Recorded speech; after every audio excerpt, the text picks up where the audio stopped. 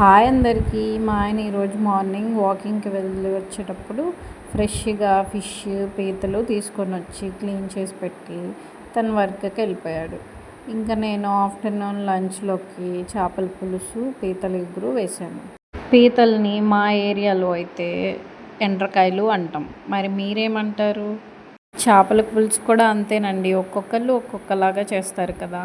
కొంతమంది టమాటా వేస్తారు, కొంతమంది అల్లం వెల్లుల్లి పేస్ట్ లేకుండా చేస్తారు, కొంతమంది ఓన్లీ ఉల్లిపాయ అల్లం వెల్లుల్లి పేస్ట్తోనే చేస్తారు. పులుసు అయితే కామన్. ఆయిల్ అయితే చేపల కూరకి ఎక్కువే పడుతుందండి.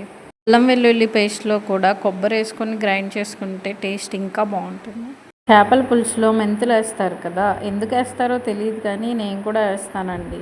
నేను పులుసు పెట్టిన ఈ ఫిష్ పేరు వంజరం అండి. ఈ ఫిష్ పిల్లలకి చాలా మంచిది, బ్రెయిన్కి కూడా. అదే ఇంగ్లీష్లో కింగ్ ఫిషర్ అంటారు కదా, ఆ ఫిషే.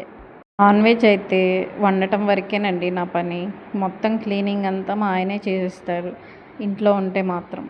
చేపల పులుసు అయితే చాలా బాగా కుదిరింది. లాస్ట్లో ఆ కొత్తిమీర వేస్తే ఇంకా టేస్ట్ పెరిగిపోతుంది. పీతల ఇగురు వీడియో కూడా తీసానండి, కానీ వీడియో లెంత్ ఎక్కువైపోయిందని నెక్స్ట్ పోస్ట్